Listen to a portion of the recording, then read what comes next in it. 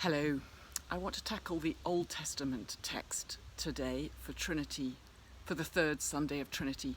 Genesis 22, the story of Abraham sacrificing Isaac. It's an absolute classic in the Old Testament. It's a seminal text for the way it demonstrates to us what trust means, what faith means, the lengths to which Abraham will go to obey God.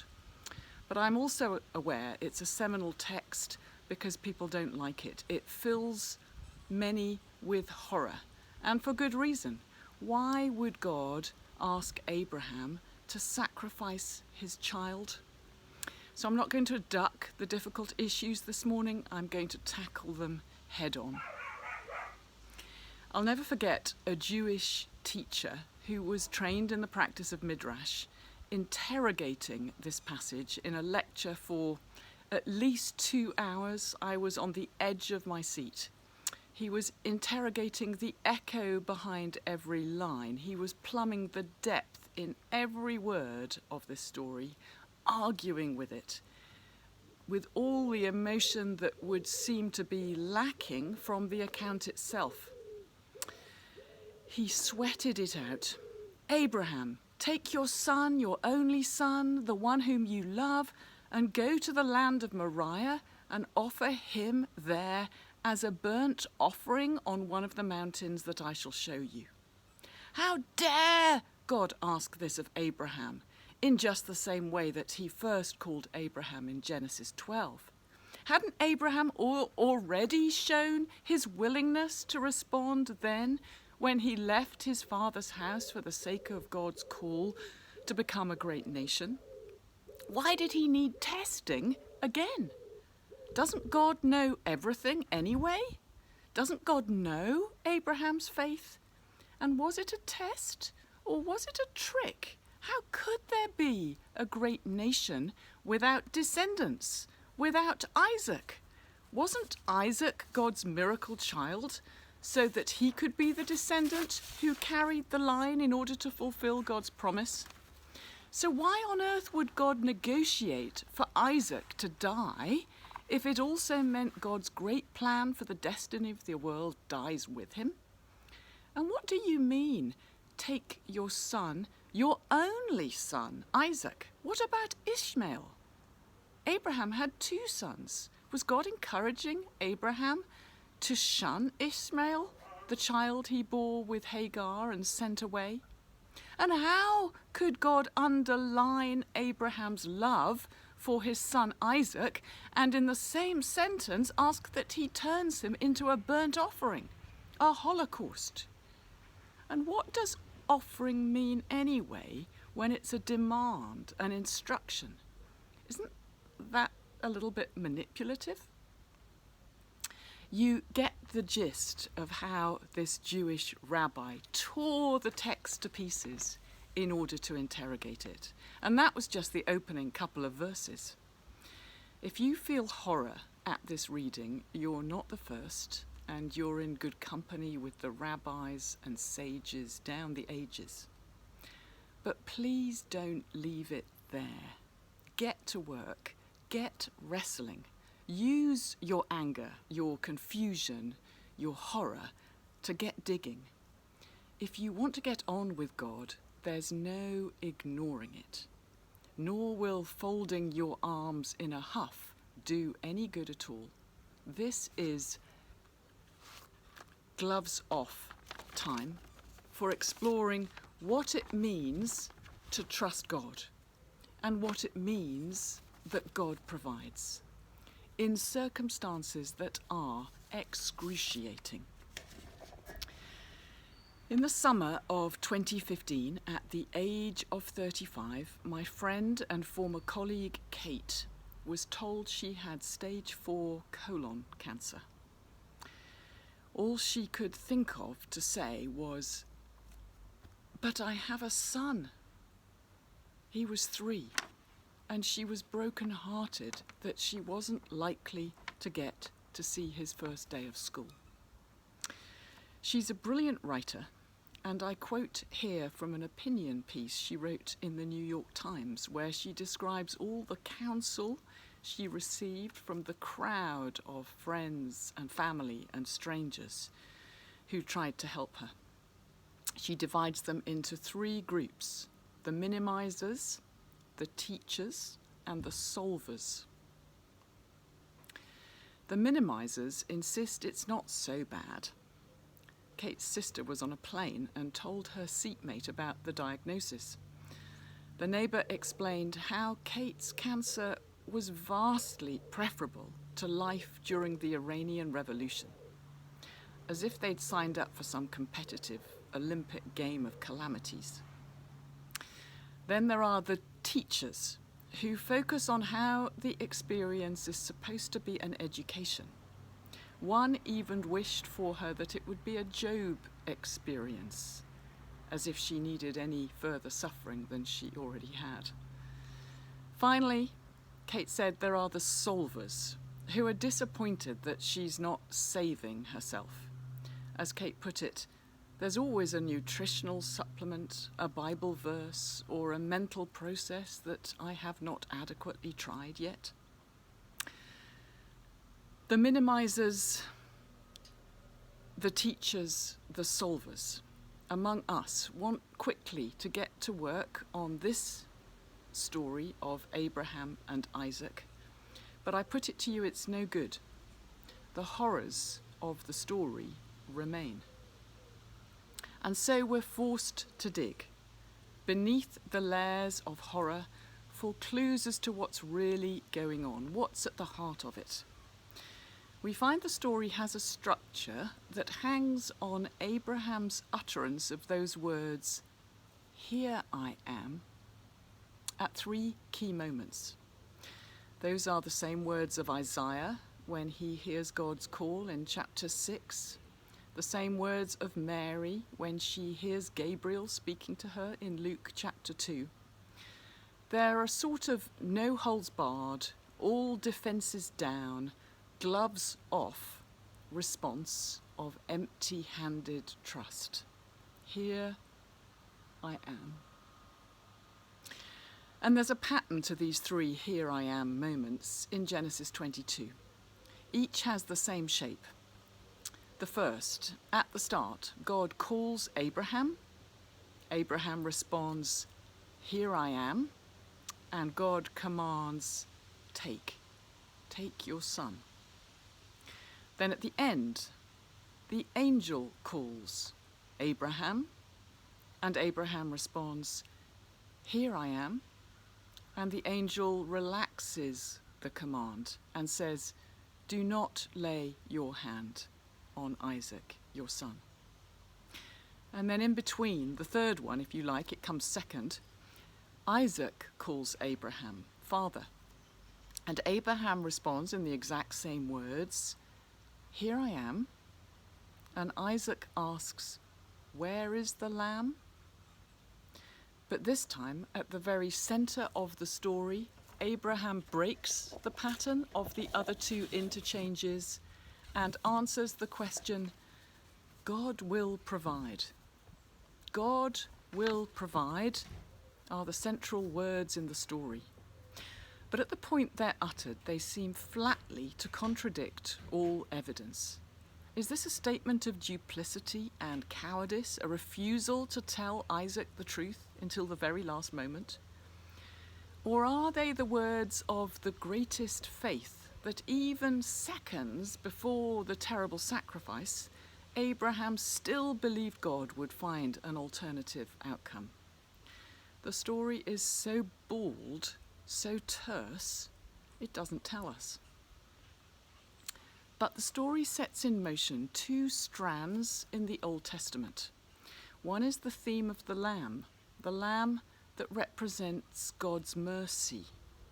On the night before Israel escapes slavery in Egypt, the blood of the lamb is smeared on the doorposts, so the angel of the Lord knows to pass over the Israelites when it smites the Egyptians. The lamb is of sacrifice and salvation. The other theme is the theme of the Son. Israel is God's son, God's only son, the bearer of God's blessing to the world from generation to generation. In the story of Abraham and Isaac, God's mercy in the form of the lamb intervenes to preserve God's blessing in the form of the son. And now think about the story of Jesus, which retains the same shape, yet has a different outcome. Again, it's set over 3 days. Again, we have a son carrying the wood of sacrifice to a hill of execution. Again, we have a son humbly proceeding in the face of horror, while only partly comprehending what the Father has in mind. But this time the Lamb of mercy and the Son of blessing converge into one. The words "God will provide" take on a new resonance. Do you see how the story of Mount Calvary both repeats and develops the story of Mount Moriah? In the Mount Moriah story, God discovers something God didn't already know, that Abraham, and therefore Israel, will, at the moment of truth, suspend all doubt, rationality, independence, and dearly held commitments, and place its destiny entirely in God's hands. Here I am. When Jesus is in Gethsemane, the story is repeated. Jesus, and therefore Israel, at the moment of truth, suspends all doubt, rationality, independence, and dearly held commitments, and places its destiny entirely in God's hands. But that's not even the whole of what's going on at Mount Calvary. There's something more. Humanity discovers something it didn't already know about God, that at the moment of truth, God's sovereignty, dignity, majesty, and power will be suspended, and God's life will be placed entirely in human hands. Here I am. If Mount Moriah is where God tested humanity, Mount Calvary is where humanity tested God. And on Mount Calvary, we see God's true colours. God provided. And what did God provide? A lamb, yes, and a son, yes. But in the end, God provided God. After Mount Moriah, God knew humanity would, in the end, be faithful whatever it cost. After Mount Calvary, humanity knew God would be faithful whatever it cost. Jesus said, "Those who want to save their life will lose it, and those who lose their life for my sake will find it." In Abraham and Jesus, humanity loses its life and finds it. In Jesus, the Holy Trinity loses its life for our sake and finds it. But why is it necessary to go to such excruciating lengths to prove such things, you may ask? Why is it essential so drastically to put another to the test? What I believe happens on Mount Moriah is that God seeks to find out why Abraham has trusted and obeyed. God is saying, did you respond because of the promise of your descendants becoming a great nation? Did you follow because you wanted security and success and sons and celebrity? In other words, am I in the end a vehicle for you, a means to an end, a ladder you can kick away when I've provided the things you can't get for yourself? Or will you be true to me even if all these things are snatched away? By putting Isaac in jeopardy, God threatens to take away every promise made to Abraham. Abraham has to choose between life, love, longevity, land, and God. And Abraham chooses God. In Jesus, God is asking the same question, but in an even more cosmic way. Are you following me because I offer you forgiveness for your past and freedom for your future? Are you believing because faith gives you confidence, reassurance, inspiration, companionship, wisdom, insight?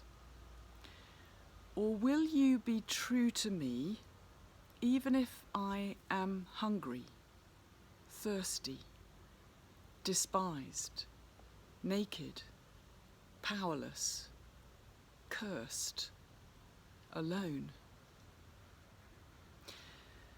But in Jesus, the same question is turned around and directed to God. Will you be with humanity if it is faithful, obedient, devoted, pious, and adoring? Or will you be with humanity even if it denies, betrays, flees, despises, executes, derides, and tortures? Jesus is us, choosing between God's benefits and God, and choosing God. Jesus is also God, choosing between ideal humanity and the real humanity, and choosing the real one. In Abraham, humanity says to God, "There is nothing more important than you. Here I am. I will give up my whole world to be with you."